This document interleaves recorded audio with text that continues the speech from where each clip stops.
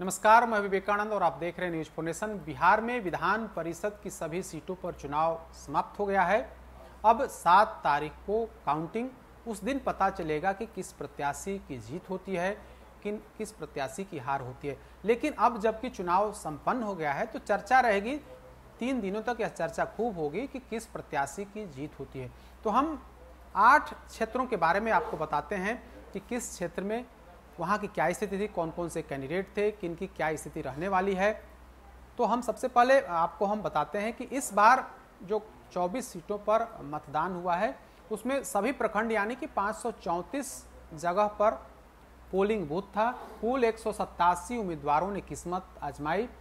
उसके लिए 1,34,106 वोटर थे। इसमें से करीब 95% वोटरों ने अपने मताधिकार का प्रयोग किया है। चुनाव आयोग की तरफ से जो जानकारी साझा की गई है उसके अनुसार हम आपको बता रहे हैं, 4 बजे तक मतदान हुआ, उस हिसाब से 97.84% लोगों ने, जो वोटर्स हैं, उन लोगों ने मतदान किया है।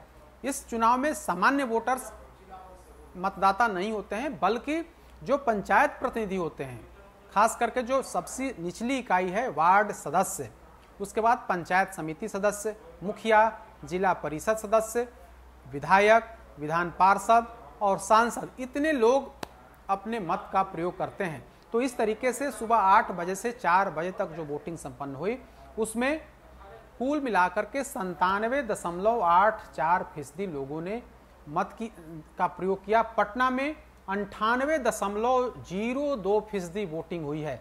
नालंदा की अगर बात करें तो 99.33%, गया कम जहानाबाद अरवल में 99.57, औरंगाबाद में 99.8, नवादा में 99.54, भोजपुर बक्सर में 99, रोहतास कैमूर में 99.49, सारण में 94, सिवान में 99.46, गोपालगंज में 98.98, वेस्ट चंपारण में 98.93, ईस्ट चंपारण में 91.7, मुजफ्फरपुर में 99.49, वैशाली में 99.67, सीतामढ़ी में 99, दरभंगा में 97.99, मुंगेर में 99.34% मतदान हुआ है। वहीं बेगूसराय में 97.86%, सहरसा में 98.38, भागलपुर में 99.3, मधुबनी में 95.76%, पूर्णिया में 98.38 और कटिहार में 99% मतदान हुआ है। यानी कि मैक्सिमम वोटरों ने अपने मताधिकार का प्रयोग किया है, क्योंकि इस चुनाव में एक एक वोट का काफी महत्व होता है। सीमित संख्या में 5,000 से लेकर के 6,000 तक के मतदाता होते हैं। तो हर प्रत्याशी, तमाम प्रत्याशियों की तरफ से कोशिश होती है कि अधिकांश मतदाता, एक भी मतदाता छूटे नहीं। इसके लिए सभी प्रत्याशियों की तरफ से अपने तरह से व्यवस्था की जाती है। उन्हें बूथ तक लाने की पूरी प्लानिंग, उन्हें खाने खिलाने से लेकर के घर तक पहुंचाने की पूरी जिम्मेवारी पार्टी के कैंडिडेट की तरफ से उठाई जाती है। तो इस लिहाज से एक एक वोट बूथ तक पहुंचता है, एक एक वोटर बूथ तक पहुंचते हैं और अपने मताधिकार का प्रयोग करते हैं। तो हम बात कर रहे थे कि जिन 8 विधानसभा क्षेत्रों की चर्चा हम इस वीडियो में आपको करेंगे, उसमें हमने पटना की तो पहले बात कर ली है। उसके बाद हम बात कर लेते हैं नालंदा की, जो मुख्यमंत्री नीतीश कुमार का गृह क्षेत्र है। नालंदा में की अगर बात करें तो 2015 में जेडीयू की रीना देवी वहां से चुनावी मैदान में थी और जीती भी थी। इस बार भी वे चुनावी मैदान में है और उनकी स्थिति काफी अच्छी मानी जा रही है। रीना देवी के अलावे नरेश प्रसाद सिंह लोक जनशक्ति पार्टी रामविलास के कैंडिडेट थे। वीरमणि कुमार राष्ट्रीय जनता दल, तो सीधी लड़ाई है वहां पर, राष्ट्रीय जनता दल वर्सेस जेडीयू की लड़ाई है। इस लड़ाई में जहां तक की जानकारी है कि रीना देवी चुनावी मैदान में कहीं ना कहीं वो आगे दिख रही है, ऐसी जानकारी। हालांकि उसके अलावे 3 इंडिपेंडेंट भी हैं, दिलीप कुमार, अर्जुन प्रसाद और एक और दिलीप कुमार हैं। इस तरीके से कुल मिलाकर के वहां पर जो लड़ाई है वो सीधी लड़ाई। उसके आगे की हम चर्चा कर लेते हैं गया में मनोरमा देवी, बिंदी यादव की पत्नी। बिंदी यादव पिछली बार यानी कि 2020 में कोरोना में उनकी मौत हो गई थी। वो जिला परिषद के अध्यक्ष रहे हुए हैं। मनोरमा देवी 2015 में भी चुनाव जीती थी। इस बार एक बार फिर से जेडीयू के टिकट पर वो चुनाव लड़ रही हैं। हालांकि इस बार आरजेडी ने बड़ी मजबूती से वहां पर लड़ाई लड़ी है। बेलागंज से विधायक सुरेंद्र प्रसाद यादव के दामाद जो बताए जाते हैं, वो कुमार नागेंद्र को आरजेडी ने वहां से चुनावी मैदान में उतारा और बड़ा ही वहां पर पूरी प्लानिंग के साथ आरजेडी चुनाव लड़ी है। कहा जा रहा है कि इस बार मनोरमा देवी की स्थिति कमजोर हो सकती है। तेजस्वी यादव वहां से चुनावी प्रचार में 2-3 जगहों पर जाकर के जनसभा किए। लगातार वहां के विधायकों से कहा कि आप पूरी मुस्तैदी से जहानाबाद और अरवल और जो गया मिलाकर के जो क्षेत्र बना है, उन जगहों के विधायकों से लगातार तेजस्वी यादव संपर्क कर रहे थे। वो विधायक उस इलाके में खूब मेहनत भी किया। तो कहा जा रहा है कि कहीं न कहीं इस बार मनोरमा देवी और कुमार नागेंद्र के बीच जो सीधी लड़ाई है, उसमें आरजेडी कैंडिडेट की स्थिति बेहतर बताई जा रही है। उसके आगे की हम चर्चा कर लेते हैं औरंगाबाद की। औरंगाबाद में अनुज कुमार सिंह इंडिपेंडेंट, दिलीप कुमार सिंह बीजेपी और अनुज कुमार सिंह आरजेडी, यानी कि वहां पर कुल मिलाकर के 3 ही कैंडिडेट चुनावी मैदान में, लेकिन वहां लड़ाई सीधे तौर पर बीजेपी और आरजेडी के बीच है। दिलीप कुमार सिंह और अनुज कुमार सिंह। हम आपको बताएं कि 2015 में वहां से राजन कुमार सिंह चुनावी मैदान में उतरे हुए, चुनाव जीते भी बीजेपी से, लेकिन इस बार उन्होंने लड़ने से मना कर दिया। बीजेपी ने अंत समय में दिलीप कुमार सिंह को चुनावी मैदान में उतारा। अनुज कुमार सिंह आरजेडी के जो कैंडिडेट थे, वे पूरी मुस्तैदी से वहां पर चुनावी प्रचार कर रहे थे। तो वहां पर सीधी लड़ाई है। कौन जीतेगा यह कहा नहीं जा सकता है, दोनों के अपने अपने दावे हैं, लेकिन अनुज कुमार सिंह भी पूरी लड़ाई लड़ी है। दिलीप कुमार सिंह का भी दावा है कि वे चुनाव जीतेंगे। नवादा की बात कर लेते हैं। नवादा की अगर हम बात करें तो नवादा में सीधी लड़ाई है। श्रवण कुमार, उसके अलावे जनता दल यूनाइटेड की तरफ से सलमान रागीब हैं वहां पर। सलमान रागीब 2015 में भी वहां से चुनाव जीते थे और इस बार आरजेडी ने वहां से श्रवण कुशवाहा को चुनावी मैदान में उतारा है।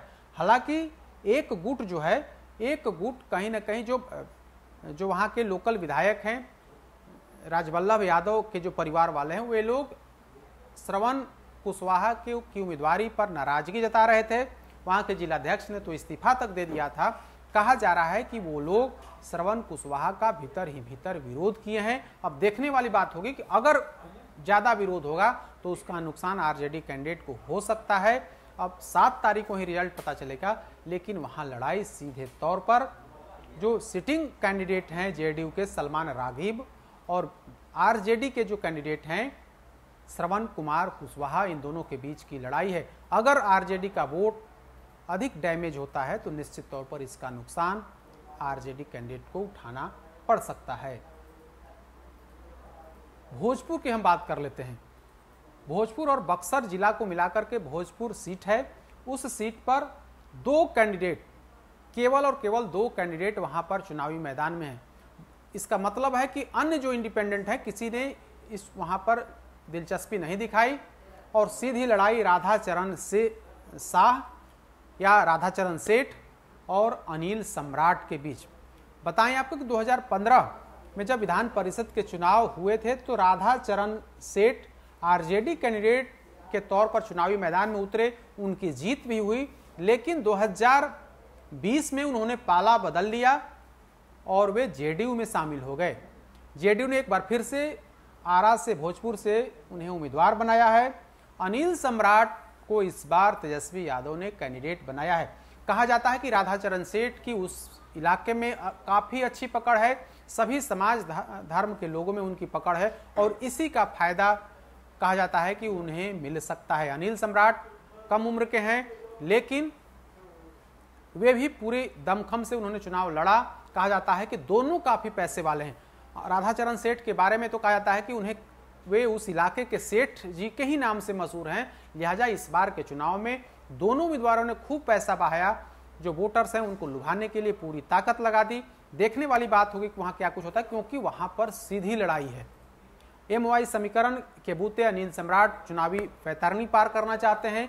वहीं राधाचरण सेठ का नीतीश कुमार के वोट और बीजेपी के वोट पर भरोसा है। अब देखने वाली बात होगी कि कौन कैंडिडेट चुनावी मैदान में चुनावी वैतरणी पार करते हैं। रोहतास की बात कर लेते हैं। रोहतास में वहां पर बात कर लें तो भारतीय जनता पार्टी के संतोष कुमार सिंह हैं और दूसरे तरफ हालांकि लोक जनशक्ति पार्टी की तरफ से रविशंकर पासवान भी हैं जो चिराग पासवान के कैंडिडेट हैं। कांग्रेस के विनोद पांडे भी हैं। विकासशील इंसान पार्टी के गोविंद बिंद भी हैं। वहीं कई अन्य निर्दलीय हैं, जबकि राष्ट्रीय जनता दल से कृष्ण कुमार सिंह के बारे में कहा जाता है कि वो काफी मजबूत हैं, उस इलाके में उनकी अच्छी खासी पकड़ है। वहीं बीजेपी की अगर बात करें तो बीजेपी की तरफ से संतोष कुमार सिंह, दोनों राजपूत बिरादरी से आते हैं, दोनों के अपने अपने दावे हैं। संतोष कुमार सिंह के बारे में कहा जाता है कि इन्होंने भी खूब मेहनत की, बीजेपी के अन्य नेताओं ने भी खूब मेहनत की और उसका कहीं ना कहीं रिजल्ट सामने आ सकता है। हालांकि कृष्ण कुमार सिंह जो आरजेडी के कैंडिडेट हैं उनका अपना दावा है। उनका कहना है कि इस बार के जो चुनाव हुए हैं उसमें निश्चित तौर पर तेजस्वी यादव के प्रति लोगों ने समर्थन जताया है। MOI समीकरण के अलावे जो मेरे कास्ट का जो वोट था वो वोट हमें पड़ा है, इस लिहाज से हमारी जीत संभव हो सकती है। सिवान की बात कर लेते हैं। सिवान में इस बार आरजेडी से विनोद कुमार चुनावी मैदान में हैं और बीजेपी की अगर हम बात कर लें तो मनोज कुमार सिंह पहले जेडीयू में थे, इस बार बीजेपी ने उन्हें वहां से उम्मीदवार बनाया है। लेकिन जो जानकारी है उसके अनुसार लड़ाई वैसे सीधी है, लेकिन इसमें कहीं ना कहीं आरजेडी कैंडिडेट विनोद कुमार सिंह की स्थिति अच्छी बताई जा रही है। बीजेपी के जो कैंडिडेट हैं उन्हें वहां के जो मतदाता हैं, MOI समीकरण का तो पूरा का पूरा वोट आरजेडी कैंडिडेट को गया है। वहीं अन्य जो वोटर्स हैं जो पिछड़े अति पिछड़े हैं उनका झुकाव कहीं ना कहीं आरजेडी कैंडिडेट की तरफ दिखा है। तो इस लिहाज से कहें तो वहां उनका पलड़ा यानी कि आरजेडी कैंडिडेट का पलड़ा थोड़ा भारी जरूर दिख रहा है। गोपालगंज सीट की चर्चा कर लेते हैं। गोपालगंज में कुल मिलाकर के 6 कैंडिडेट हैं। उसमें दिलीप कुमार सिंह राष्ट्रीय जनता दल के टिकट पर राष्ट्रीय जनता दल ने उन्हें उम्मीदवार बनाया था। भारतीय जनता पार्टी की तरफ से आरजेडी राजीव कुमार, हालांकि बीजेपी ने इस बार वहां के सिटिंग कैंडिडेट को वहां से उनका टिकट काट दिया था। इस बार वहां से राजीव कुमार वहां के लोकल बड़े व्यवसायी हैं, उन्हें उम्मीदवार बनाया था। दिलीप कुमार सिंह भी बड़े व्यवसायी हैं उस इलाके के। तो दोनों व्यवसायियों के बीच सीधी लड़ाई है। हालांकि दावा किया जा रहा है कि दोनों के अपने अपने दावे हैं। राजीव कुमार का कहना है कि इस बार चूंकि नीतीश कुमार की पार्टी भी हमारे साथ है और बीजेपी तो है ही, तो इस लिहाज से हमारी स्थिति अच्छी है, वोटरों ने हमें पसंद किया है। दिलीप कुमार सिंह का भी अपना दावा है, तो इस लिहाज से यह कहा जा सकता है कि लड़ाई सीधी है। किसकी जीत होगी यह कहा नहीं जा सकता है।